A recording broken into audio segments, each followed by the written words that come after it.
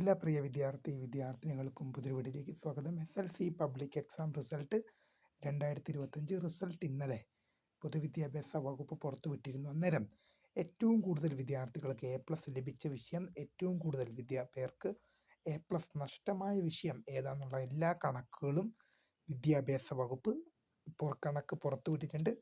വിശദമായ വാർത്തയിലേക്ക് പോകാം. ആദ്യമായിട്ട് ഈ ചാനൽ കാണുന്ന വിദ്യാർത്ഥിനി ഉണ്ടെങ്കിൽ തീർച്ചയായും മറക്കണ്ട സബ്സ്ക്രൈബ് ചെയ്ത് കൂടെ പറയാൻ പ്രത്യേകം ശ്രദ്ധിക്കുക. സബ്സ്ക്രൈബ് ചെയ്തതിനപ്പോൾ നോട്ടിഫിക്കേഷൻ ബെല്ലുകളുടെ ഓൾ ഓപ്ഷൻ എനേബിൾ ചെയ്യുക. ചാനലിലെ വീഡിയോസ് നിങ്ങൾക്ക് ഉപകാരപ്രദമാകുന്നുണ്ടെങ്കിൽ തീർച്ചയായും ഒന്ന് ലൈക്കും കൂടി ചെയ്യുക. അതുപോലെ നിങ്ങളുടെ സുഹൃത്തുക്കളിലേക്ക് ഷെയർ ചെയ്ത് കൊടുക്കാനും കൂടി പ്രത്യേകം ശ്രദ്ധിക്കാം.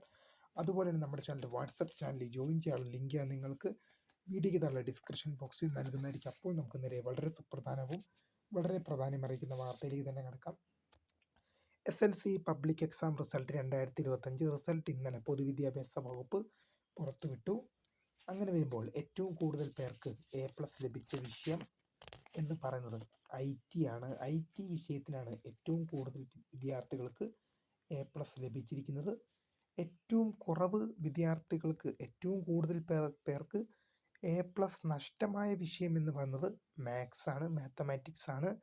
മാത്സ് വിഷയത്തിനാണ് ഏറ്റവും കൂടുതൽ പേർക്ക് A+ നഷ്ടമായി പോയത് എന്ന് പൊതുവിദ്യാഭ്യാസ വകുപ്പ് കണക്ക് സഹിതം വ്യക്തമാക്കിയിട്ടുണ്ട്.